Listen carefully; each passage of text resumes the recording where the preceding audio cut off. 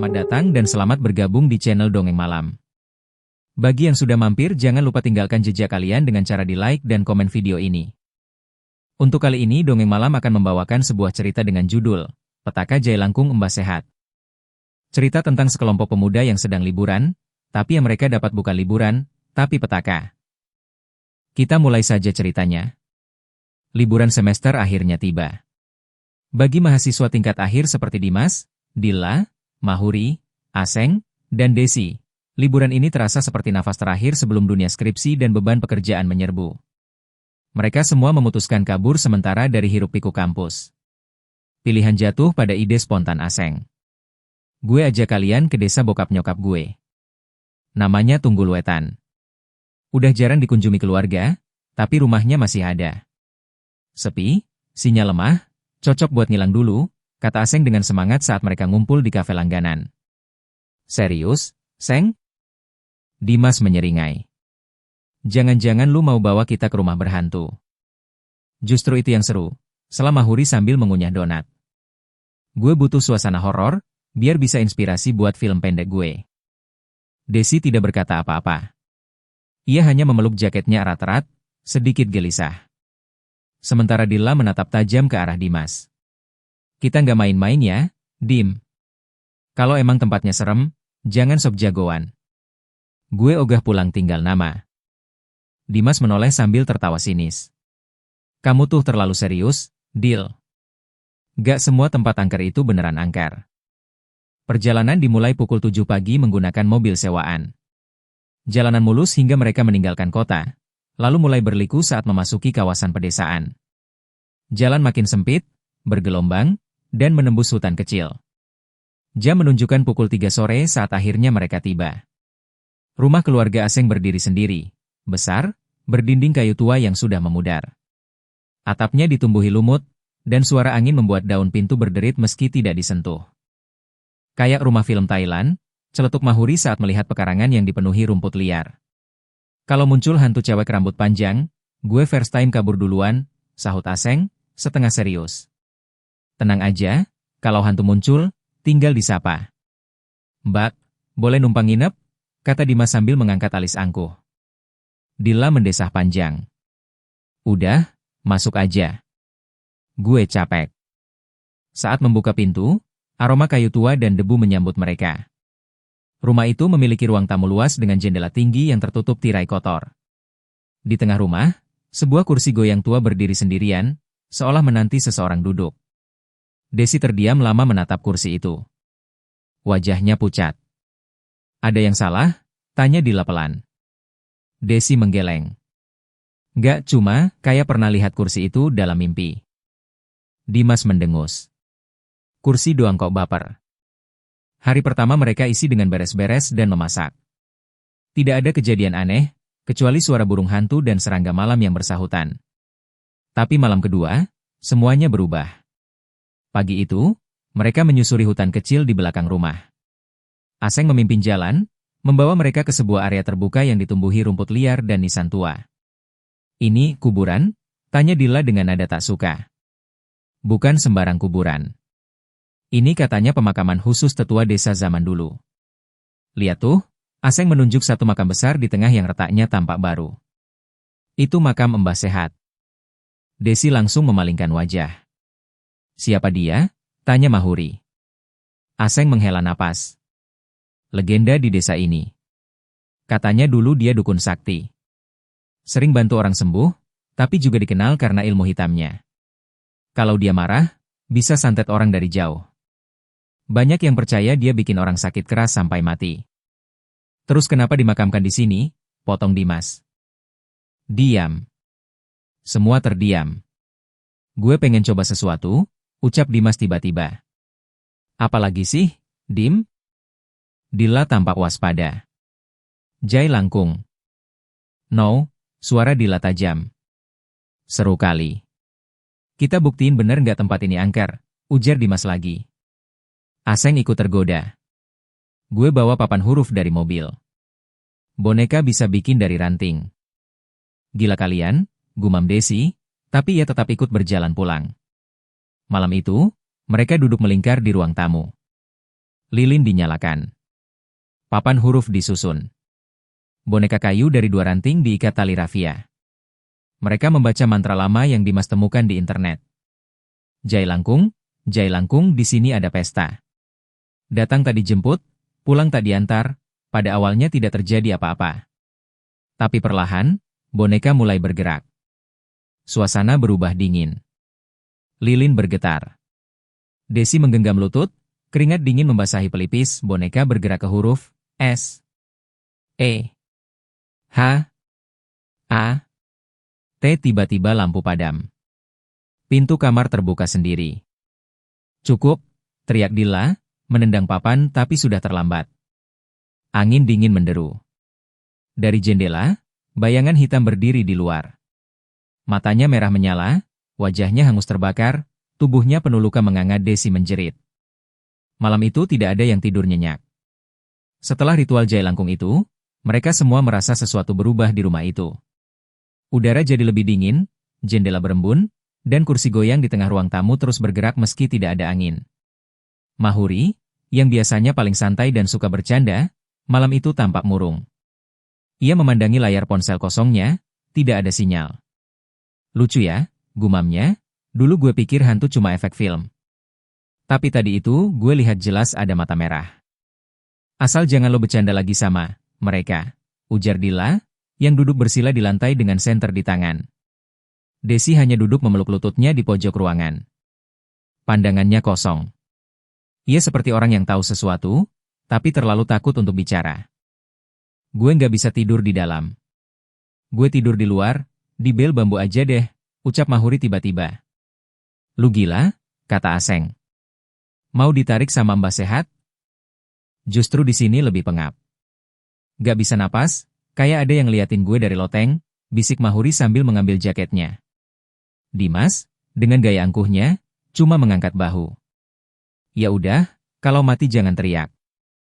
Mahuri keluar ke bel bambu di halaman depan, tepat di bawah pohon mangga besar. Angin malam bertiup pelan. Bintang tertutup awan. Ia berbaring, mencoba menenangkan pikiran. Tapi malam itu, sunyi tidak seperti biasanya. Tidak ada jangkrik. Tidak ada suara daun gugur. Hanya desiran angin dan suara langkah. Mahuri membuka matanya. Jantungnya berdetak lebih cepat. Siapa di situ? Tanyanya keras. Tidak ada jawaban. Tapi dari balik kegelapan, muncul sosok tinggi terbakar sebagian, mengenakan jubah abu-abu compang-camping. Wajahnya hancur, satu matanya bolong, dan tangan kirinya berasap. Astag! Teriakan Mahuri terputus. Sosok itu menekannya dengan kekuatan luar biasa. Jari-jari hitam meremas wajahnya hingga tulang pipi pecah, darah mengucur, dan tubuhnya tak bergerak lagi. Pagi harinya, suara teriakan warga membangunkan Dilla dan Desi. Mereka berlari keluar dan mendapati tubuh Mahuri tergantung di pohon mangga, dengan tali tambang kusut melilit lehernya. Lidahnya terjulur. Matanya terbuka lebar. Dan di dadanya, terukir dengan darah. Jangan bangunkan yang sudah tidur. Aseng muntah di tempat. Dimas menatap pemandangan itu dengan mata membelalak, wajahnya pucat. Desi gemetar tak bisa bicara. Sementara Dilla berteriak ke arah Dimas. Ini semua karena kamu. Dimas balas menatap tajam. Gue gak nyangka bakal separah ini. Tapi gue juga gak takut. Dilla meninju dada Dimas. Kamu gila. Temen kita mati. Aseng terduduk lemas. Kita harus lapor warga. Tapi ketika mereka membawa kepala dusun ke lokasi, tubuh Mahuri sudah tak ada. Yang tersisa hanyalah jejak tali di dahan dan sisa darah mengering di tanah. Ini sudah takdir, ujar kepala dusun lirih. Kalian benar-benar membangunkan yang lama tertidur. Mbah Sehat sudah bangkit. Apa yang harus kami lakukan? Tanya Dilla, masih gemetar. Pergi. Kalau masih bisa. Sebelum kalian semua jadi korban, jawab kepala dusun sambil pergi. Malamnya, rumah itu tak lagi seperti sebelumnya. Bunyi langkah kaki terdengar dari atap. Bayangan menyeberang di balik pintu. Kursi goyang bergerak tanpa henti. Cermin kamar retak sendiri. Desi tak keluar kamar. Ia terus menggambar, dan gambar-gambarnya semua adalah wajah yang sama. Wajah lelaki tua yang terbakar, dengan satu mata menganga. Aseng duduk di teras, menggenggam rosario. Ia menangis pelan, berdoa. Dimas menyendiri di kamar belakang, menatap papan jailangkung yang belum ia buang. Sementara itu, Dilla berdiri di dapur, menatap pisau tajam di tangannya. Kalau dia datang malam ini, aku akan bunuh dia. Atau mati berusaha. Pukul 3 pagi, Desi terbangun karena suara tangisan. Ia berjalan pelan ke ruang tengah. Kursi goyang itu bergerak. Di atasnya, duduk sosok kecil. Bukan boneka. Bukan manusia. Tapi bayi dengan kepala hitam legam, bola mata merah, dan mulut penuh gigi. Desi menjerit. Tapi mulutnya membeku. Sosok itu menghilang, dan dari dinding muncul tangan hangus meraih dirinya. Desi tersadar dari pingsannya saat pagi datang. Ia tergeletak di lantai ruang tamu, tubuh dingin, wajahnya pucat pasi. Di sekelilingnya terdapat bekas jejak tangan gosong membekas di lantai kayu. Goresan panjang seperti cakaran api menghiasi dinding ruang. Dilla menghampiri sambil membawa air dan selimut. "Kamu kenapa semalam? Kamu nangis terus dalam tidur," bisiknya sambil menyeka peluh dari dahi Desi. Desi menggigil. Dia datang. Duduk di kursi goyang. Wajahnya hancur. Dia tunjuk aku, seolah-olah aku harus tahu sesuatu. "Aseng mana?" potong Dilla cepat. Desi menggeleng. "Aku nggak lihat." Di saat yang sama, Dimas masih terkurung di kamar belakang. Dia belum makan sejak kemarin. Tangannya gemetar, matanya merah. Di hadapannya, papan jailangkung masih tergolek dengan boneka kayu retak.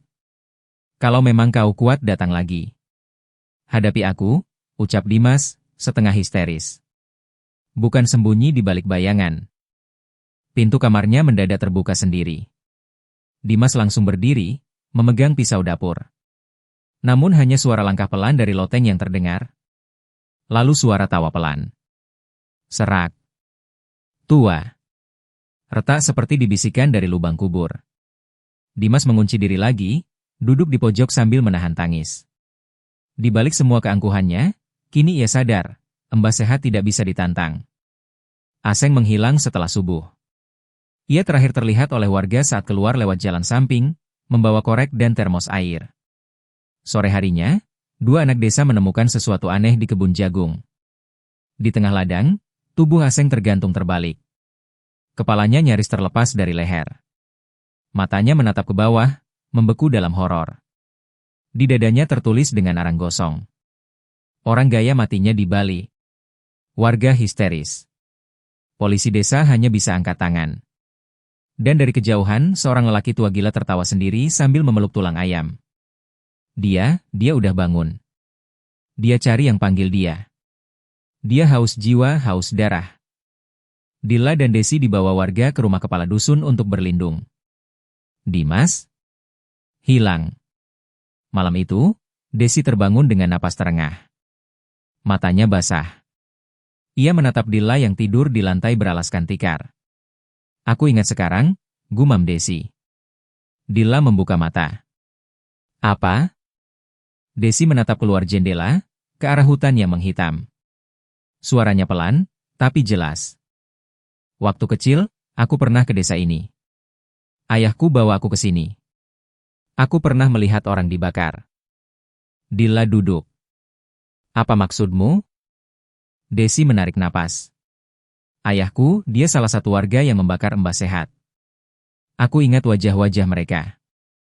Mereka semua sudah meninggal. Termasuk ayahku, mati karena darah keluar dari matanya seperti terbakar dari dalam." Dilla terdiam. "Aku pikir itu mimpi masa kecil, ternyata nyata. Dan aku punya kaitan dengan ini semua. Mbah Sehat, dia tahu aku keturunan pembunuhnya." Malam itu, Dilla dan Desi tidak bisa tidur. Angin menembus dinding papan. Bau hangus tercium dari setiap sudut rumah kepala dusun. Tengah malam, mereka mendengar suara dari sumur belakang. Tangisan. Tangisan bayi. Desi berdiri, seperti dirasuki. "Dia panggil aku, dia mau aku melihat makamnya yang sesungguhnya." Dilla menariknya. Jangan keluar. Ini yang dia mau. Tapi Desi berontak. Ia seperti berada di bawah pengaruh. Dan saat itu, di balik jendela muncul wajah Mbah Sehat. Kulit mengelupas. Gusi terbuka. Mata merahnya memancar. Aku tidak pernah pergi. Dilla dan Desi kabur dari rumah kepala dusun. Mereka berlari ke hutan, ke arah kuburan tempat ritual dilakukan. Petir menyambar. Hujan turun deras. Desi berjalan pelan, menapaki jalan tanah berlumpur, seperti dituntun oleh sesuatu yang tak kasat mata. Dilla mengikuti sambil membawa botol bensin dan korek api. Sesampainya di makam Mbah Sehat, tanah tampak terbuka sedikit. Seperti baru saja digali dari bawah. Desi berdiri di depan nisan. Ini harus diakhiri. Apa yang mau kamu lakukan? Tanya Dilla. Harus dibakar. Termasuk aku, mungkin darahku yang jadi jembatan antara dia dan dunia ini. Jangan ngomong gila. Petir menyambar. Suara dari tanah bergemuruh. Dari dalam makam muncul tangan terbakar. Tubuh Mbah Sehat muncul, tapi kali ini utuh. Kepalanya berdarah, mata melotot. Ia mendekat perlahan. Desi berdiri pasrah. Namun Dilla menyiram bensin ke seluruh papan jailangkung, boneka, dan tanah sekitar. Mbah Sehat. Ini dunia kami. Pulanglah. Ia lempar korek api. Api menyambar cepat. Jeritan mengerikan terdengar, menggelegar hingga ke langit. Mbah Sehat terbakar, matanya meleleh, tubuhnya meledak jadi abu. Desi jatuh ke tanah. Dilla menangis sambil memeluknya. Malam itu, sunyi kembali. Untuk sementara. Api mengamuk di tengah malam, membakar papan jailangkung dan semua benda yang mereka gunakan untuk memanggil Mbah Sehat. Asap hitam pekat membumbung ke angkasa, mengisi udara dengan bau hangus yang menyengat. Jeritan mengerikan menggema, seperti suara makhluk yang terperangkap di antara dunia. Dilla berdiri terpaku, memeluk Desi yang kini menangis terseduh-seduh. Tubuh mereka basah oleh hujan deras yang mulai turun, membasahi tanah kuburan yang telah lama sunyi. Selesai sudah, gumam Dilla, suaranya parau dan lelah. Desi menatap ke arah nisan yang kini terbakar perlahan menjadi abu. Apakah dia benar-benar pergi? Tanyanya pelan, penuh ketakutan. Tiba-tiba, dari balik pepohonan, terdengar suara gemerisik halus, seolah ada yang mengawasi mereka. Mereka berdua menahan napas. Sebuah bayangan hitam melesat cepat di antara pepohonan. Mata merah menyala menatap tajam dari kegelapan. Dilla menggenggam tangan Desi lebih erat. Kita harus pergi dari sini. Sekarang juga. Langkah mereka tergesa-gesa menembus hutan, suara ranting patah di bawah kaki. Namun di balik kegelapan, suara tawa rendah yang penuh dendam terus mengikuti. Belum selesai, suara serak itu berbisik di telinga mereka. Malam itu, mereka berhasil keluar dari desa Tunggul Wetan. Tapi jiwa mereka terus dihantui. Dilla dan Desi berjanji tidak akan pernah lagi mengusik dunia gaib, terutama yang berhubungan dengan Mbah Sehat. Mereka sadar, meski api telah membakar jasad dan sisa-sisa ritual, kutukan dan dendam Mbah Sehat tidak mudah lenyap. Dunia mereka kini berubah, dan bayangan gelap itu akan selalu mengintai, menunggu kesempatan untuk kembali. Tamat. Terima kasih untuk yang sudah mengikuti cerita sampai akhir. Untuk cerita petaka Jailangkung Mbah Sehat selesai di sini. Dan akan banyak lagi cerita-cerita menarik yang akan dibawakan Dongeng Malam. Jadi jangan lupa untuk di-subscribe channel ini agar tidak tertinggal cerita-cerita terbaru lainnya. Dan jika kalian suka dengan cerita-cerita seperti ini, silahkan di-share video ini agar channel ini bisa lebih berkembang lagi.